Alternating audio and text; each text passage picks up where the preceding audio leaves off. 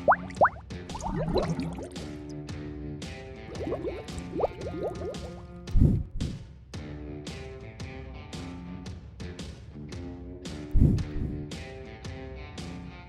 hari Minggu adik-adik. Berhubung pada hari Minggu ini ibadah PT di gereja tidak memungkinkan untuk dilaksanakan, jadi pada hari Minggu ini adik-adik melaksanakan ibadah PT di rumah secara online. Dan sebelum kita memulai ibadah PT pada hari Minggu ini, kakak ada beberapa pengumuman mengenai persembahan adik-adik. Bisa adik-adik berikan kepada orang tua, dan orang tua bisa membawa setiap hari ke gereja dan dimasukkan ke kotak persembahan gereja. Sebelum kita memulai ibadah, mari kita saat teduh sejenak. Saat teduh mulai.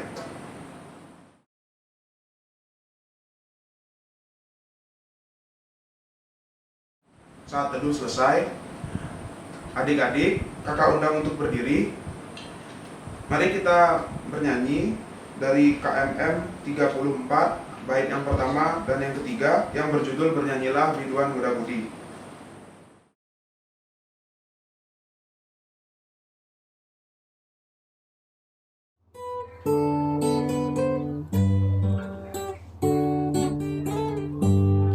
Bernyanyilah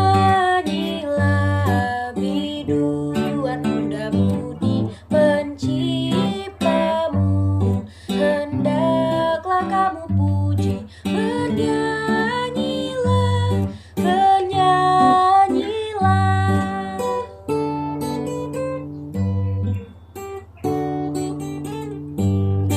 Penuh syukur ungkapan hati kamu, tembang mazmur selalu harus naik dengan merdu ke tahtamu.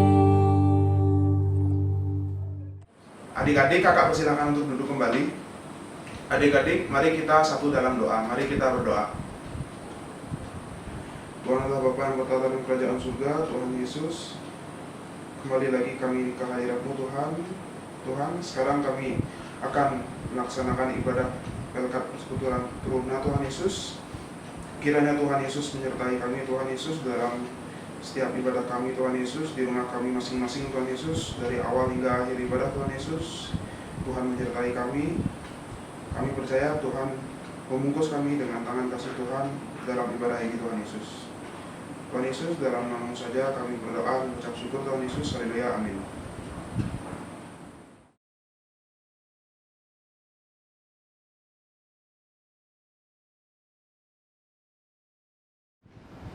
Shalom adik-adik teruna. Mari kita mempersiapkan hati kita untuk mendengarkan firman Tuhan.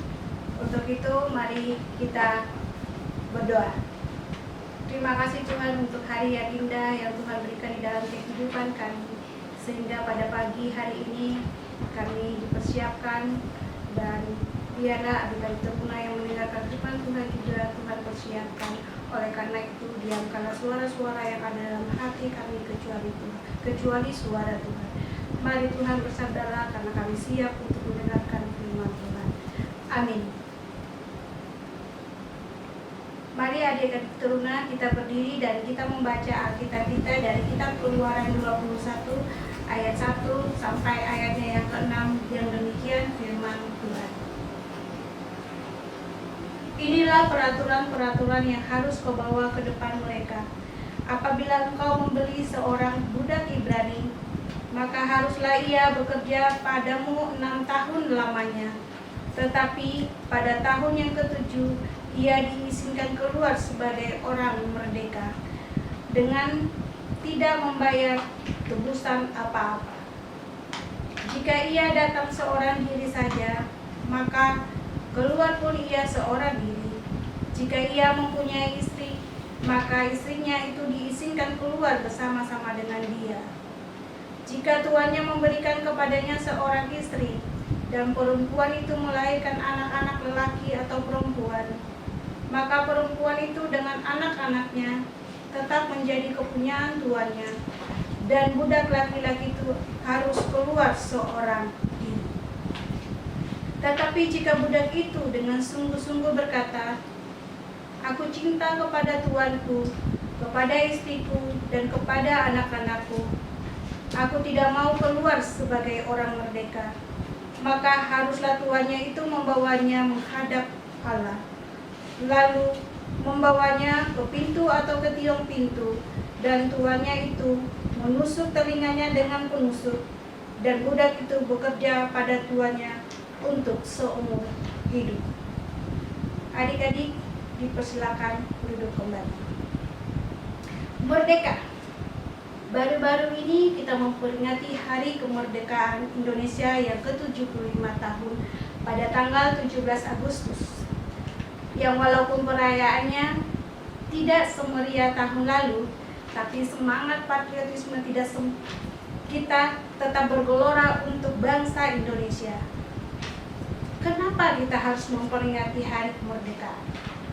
Jawabnya tentu yaitu kita mensyukuri bahwa kita ini sudah merdeka, sudah tidak dijajah lagi, dan kita mendapatkan kebebasan untuk melakukan sesuatu, kebebasan untuk berbicara, kebebasan untuk melakukan sesuatu sesuai dengan apa yang kita inginkan. Nah, adik-adik, hidup merdeka tentu saja membuat hidup kita lebih indah, lebih nyaman, lebih berwarna. Karena dengan hidup merdeka, kita bisa melakukan apapun yang kita mau. Dan apapun yang kita lakukan juga itu haruslah dengan batasan yang ada dan harus dengan penuh tanggung jawab.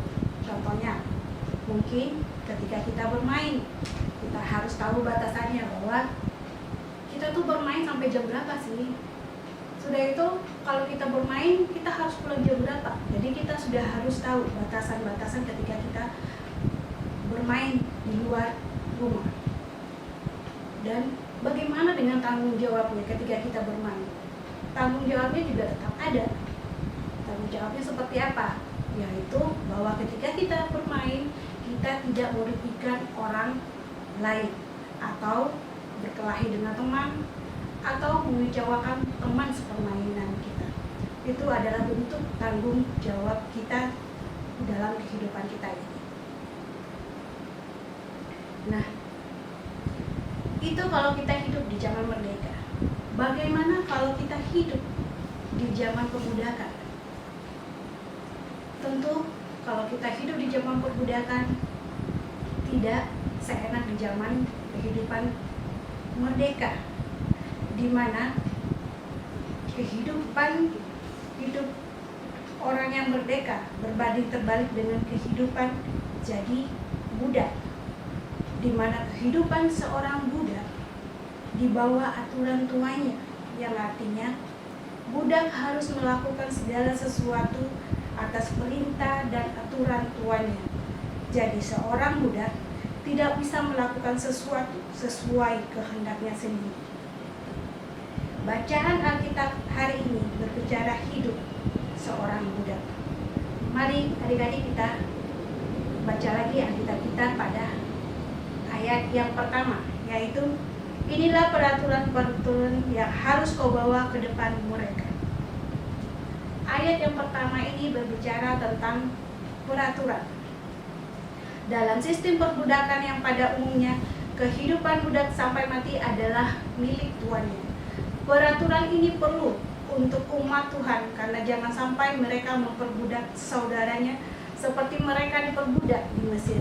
Karena itu, hidup bangsa Israel harus bermurah hati dan peraturan yang dibuat harus bercermin pada pengalaman mereka ketika jadi budak di Mesir, sehingga mereka tidak boleh memperlakukan budak dari bangsa mereka sendiri.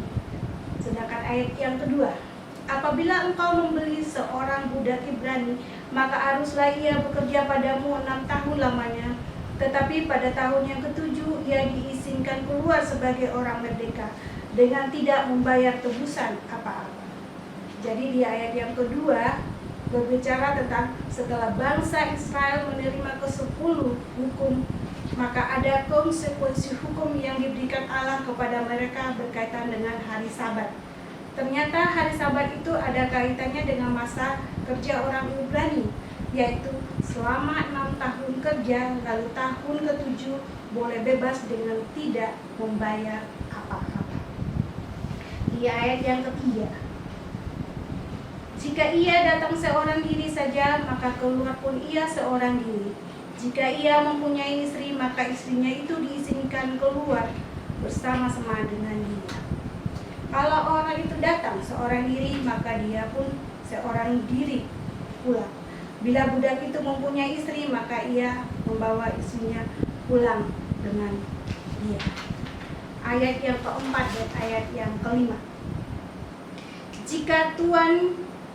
Jika tuannya memberikan kepadanya seorang istri dan perempuan itu melahirkan anak-anak lelaki atau perempuan, maka perempuan itu dengan anak-anaknya tetap menjadi kepunyaan tuannya, dan budak laki-laki itu harus keluar seorang diri. Tetapi jika budak itu dengan sungguh-sungguh berkata, aku cinta kepada tuanku, kepada istriku, dan kepada anak-anakku, aku tidak mau keluar sebagai orang merdeka. Artinya begini, kondisi peluang sang budak sangat ditentukan oleh perlakuan sang tuan kepadanya. Kalau dia diurus dengan baik, maka pulang dengan kondisi baik. Jadi meski dia adalah milik tuannya, tetapi apa yang dikumpulkan oleh budak bukanlah milik tuan. Karena itu, bolehlah sang budak membawa pulang miliknya itu. Hal ini sebetulnya menggambarkan suatu bentuk garansi terhadap budak Ibrani, bahwa hak mereka pun diperhatikan. Tata tertib ini yang membedakan antara orang Israel dengan orang Mesir dalam memperlakukan budak. Jika budak dibebaskan dalam keberadaannya seorang diri dan merasa tidak ada gunanya, meski kepadanya telah diberikan hak kebebasan, ia bisa memilih untuk tidak keluar karena ia mau terikat dengan keluarga dan majikan yang sudah memperlakukannya dengan baik, dengan memberikan seorang istri yang memberikan anak-anak dalam hidupnya. Pada ayat yang ke-6, maka haruslah tuannya itu membawanya menghadap Allah, lalu membawanya ke pintu atau ke tiang pintu, dan tuannya itu menusuk telinganya dengan penusuk, dan budak itu bekerja pada tuannya untuk seumur hidup. Sebagai simbol bahwa sang budak berada dalam kondisi yang terjamin dan aman seumur hidup, bukan dalam paksaan, bahwa apa yang dinyatakannya sebagai cinta dan setia harus diperhadapkan kepada Tuhan sebagai hakim yang adil, maka dibawalah ke pintu atau tiang pintu untuk menyatakan bahwa mereka datang kepada Tuhan dan putusan Tuhan berlaku atas mereka, di mana janji itu diucapkan bukan hanya berjanji kepada tuannya, tetapi juga kepada Tuhan.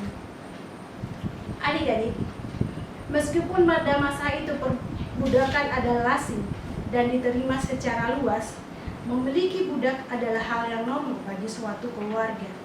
Budak yang telah dibeli menjadi milik sang pembeli dan hak pembelian harus dimengerti. Maka perlu dipahami bahwa ada dua ketetapan Tuhan yang berlaku untuk menjadikan seorang budak, yaitu satu, untuk mengembalikan harkat manusia sebagai gambarnya, umat Allah harus menjadi citra sifat Allah sendiri. Perlakuan kepada orang bawahan kita merupakan kesempatan emas.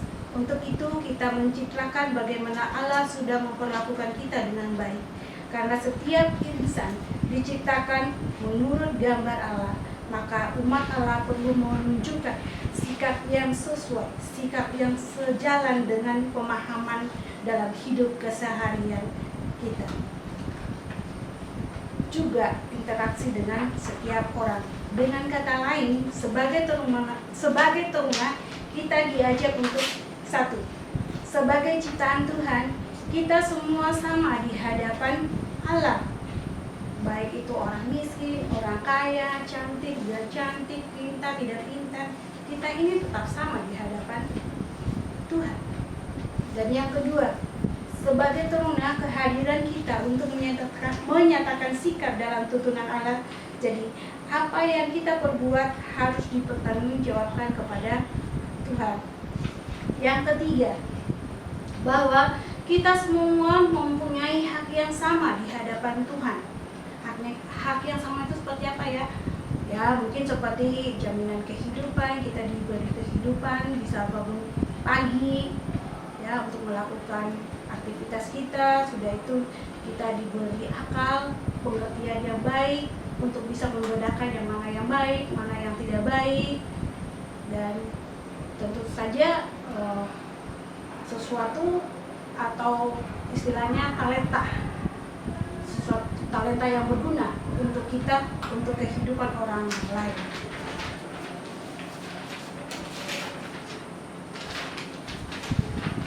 Dan yang kedua, kalau yang tadi yaitu untuk mengembalikan harkat manusia sebagai gambarnya, dan yang sekarang yang kedua yaitu secara mutlak umat diingatkan sebagaimana bangsa Israel sendiri adalah bangsa budak yang akhirnya dibawa Tuhan keluar dan dibebaskan dari tanah perbudakan untuk beribadah kepada Allah.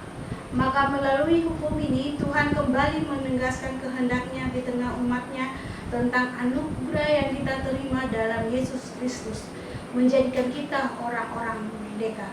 Untuk itu, setiap orang percaya dipanggil untuk mensyukuri anugerah kebebasan dan bersama-sama memperjuangkan dan memakainya untuk peduli dan solidar terhadap mereka yang tertindas dan yang tingkatan sosialnya lebih rendah dari kita, agar memandang dan memperlakukan mereka secara terhormat. Orang Kristen dipanggil untuk menyatakan kualitas yang berbeda dari orang-orang yang tidak mengenal Tuhan. Salah satu perbedaan itu adalah cara orang Kristen memperlakukan sesama manusia. Bagaimana dengan kehidupan kita sebagai terima?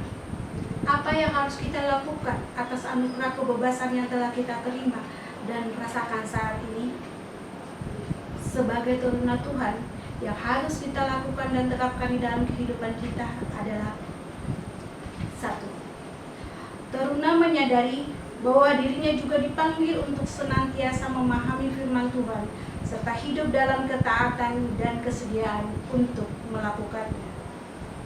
Yang kedua, teruna dapat memahami dirinya sebagai gambar sehingga nyata dalam seluruh kehidupannya sehari-hari, yang artinya apa yang kita lakukan adalah benar-benar untuk memuliakan nama Tuhan.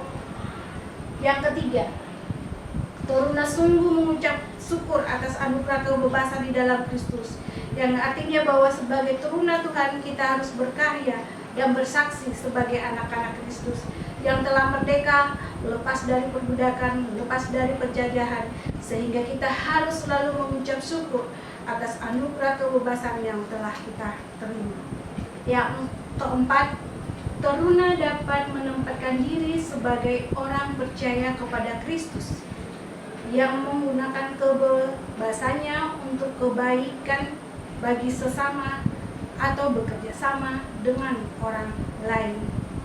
Sesuai dengan tema kita, yaitu anugerah kebebasan untuk bekerja sama, maka kita sebagai teruna bisa menempatkan diri di mana dan kapanpun kita berada. Kita bisa diajak untuk bertoleransi, untuk menghargai kehidupan orang lain, untuk memberi hak orang lain, dan tentu saja saling bekerja sama untuk sesuatu yang baik. Jadi adik-adik, kita diingatkan bahwa kita tidak lagi hidup di masa penjajahan, hidup di masa perbudakan, tetapi kita telah hidup merdeka di dalam Tuhan. Karenanya mari kita bekerja sama untuk menjaga kehidupan kita lebih baik, mensyukuri anugerah Tuhan yang telah kita terima, dan mengandalkan Tuhan di setiap kehidupan adik-adik terima, di setiap kehidupan orang yang percaya kepada Tuhan Yesus. Amin. Adik-adik, mari kita berdoa untuk firman yang telah kita dengar. Kita berdoa. Terima kasih Tuhan untuk firman yang Tuhan yang sudah kami dengarkan pada hari ini. Biarlah firman yang kami dengarkan tidak berlalu begitu saja, tetapi boleh menjadi pedoman dalam kehidupan kami sehari-hari. Ajarlah kami untuk mensyukuri setiap kehidupan yang Tuhan berikan di dalam kehidupan kami. Terima kasih Tuhan Yesus untuk firman hari ini. Dan Tuhan Yesus, hari ini juga kami berdoa untuk gereja kami, gereja GPIB Indonesia Tuhan. Biarlah pertumbuhan iman setiap warga jemaat Indonesia Tuhan boleh bertumbuh dengan baik dan tetap mengandalkan Engkau di setiap kehidupan, khususnya pada masa pandemi ini Tuhan Yesus. Dan Tuhan, kami juga berdoa untuk pendeta kami yang ada di tempat ini, pendeta emeritus, pegawai gereja, dan orang-orang yang bekerja di dalam lingkungan gereja ini. Mari Tuhan, berkati setiap usaha dan pekerjaan yang mereka lakukan Tuhan. Kami juga berdoa untuk anak pelayan kami yang walaupun kami terpisah jarak, tidak bisa bertemu muka, tetapi kami boleh satu di dalam ibadah kami pada hari ini. Berkati mereka Tuhan sebagai anak-anak teruna Tuhan dalam masa pendidikan mereka, dalam masa teruna mereka, agar mereka juga tetap mengandalkan Tuhan di setiap kehidupannya. Berkati orang tua mereka Tuhan, beri mereka kesehatan, berkati setiap usaha dan pekerjaan yang mereka lakukan. Dan pada akhirnya Tuhan, kami juga menyerahkan rencana pemilihan pengurus PLKPT pada tahun ini untuk periode masa bakti 2020 sampai 2022. Mari Tuhan, persiapkan hati bagi calon-calon anggota pengurus, agar mereka ketika mereka dipilih, mereka benar-benar melayani Engkau dengan sungguh-sungguh. Tuhan Yesusku yang ada di dalam kerajaan surga, akhirnya Tuhan, seluruh kehidupan kami serahkan ke dalam tangan kasih Tuhan. Terima kasih Tuhan untuk setiap hari yang indah yang Tuhan berikan di dalam kehidupan kami. Inilah doa yang Tuhan ajarkan di dalam kehidupan kami. Bapa kami yang ada di dalam surga, dikuduskanlah nama-Mu, datanglah kerajaan-Mu, jadilah kehendak-Mu di bumi seperti di surga. Berikanlah kami pada hari ini makanan kami yang secukupnya, dan ampunilah kami akan kesalahan kami, seperti kami juga mengampuni orang yang bersalah kepada kami. Dan janganlah membawa kami ke dalam pencobaan, tetapi lepaskanlah kami daripada yang jahat. Karena Engkau yang mempunyai kerajaan dan kuasa dan kemuliaan dan sampai selama-lamanya. Amin. Adik-adik, untuk persembahan kita akan menyanyikan lagu dari Gita Bakti 80, bait yang pertama saja, yang berjudul Mari Bawa Persembahan.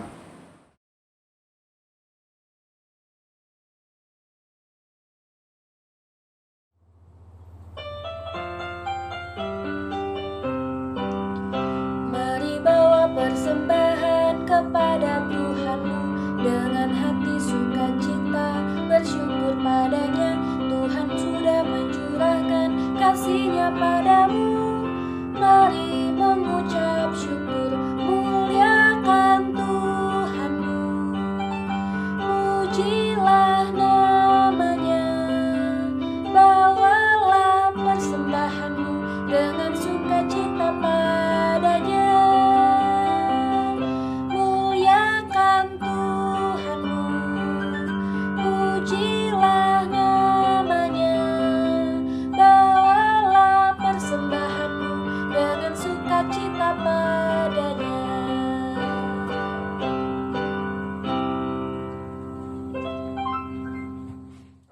Adik-adik, kakak undang untuk berdiri. Mari kita satu di dalam doa. Mari kita berdoa. Tuhan Yesus, kami sudah sampai di pertengahan ibadah online kami. Tuhan Yesus, kiranya Tuhan Yesus tetap menyertai kami. Tuhan Yesus, sekarang kami telah mengumpulkan Tuhan Yesus sedikit dari tangan kami Tuhan Yesus untuk persembahan nama-Mu juga Tuhan Yesus. Kiranya ini berguna bagi kemuliaan gereja-Mu juga Tuhan Yesus, dan bisa dikelola dengan baik Tuhan Yesus. Tuhan, ini doa kami Tuhan Yesus yang jauh dari kata sempurna Tuhan Yesus. Dalam nama-Mu saja kami berdoa Tuhan Yesus. Haleluya, amin. Adik-adik tetap berdiri, dan kita akan menyanyikan lagu penutup dari Gita Bakti 277, bait yang pertama saja, yang berjudul Firman Allah Sudah Kau Dengar.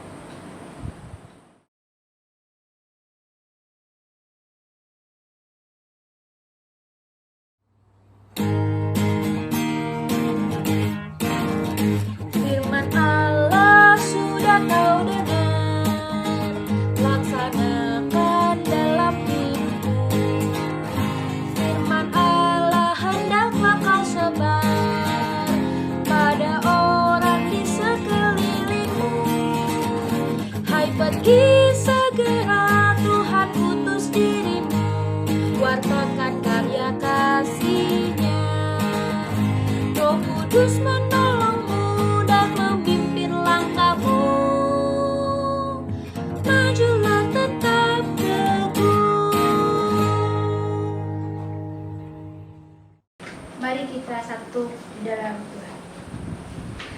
Terima kasih Tuhan, hari ini kami menyerahkan kehidupan kami kepada Tuhan. Tuhan, di sepanjang kehidupan kami yang akan kami lalui hari lepas hari, marilah Tuhan berjalan bersama dalam kehidupan kami. Peliharalah kami dengan baik Tuhan, dari segala mara bahaya, dari segala kuasa-kuasa kegelapan, dari sakit penyakit, khususnya COVID-19 ini Tuhan. Biarlah kehidupan kami mengandalkan Engkau Tuhan Yesus. Inilah doa dan permohonan kami, dalam nama Yesus kami mengucap syukur. Amin.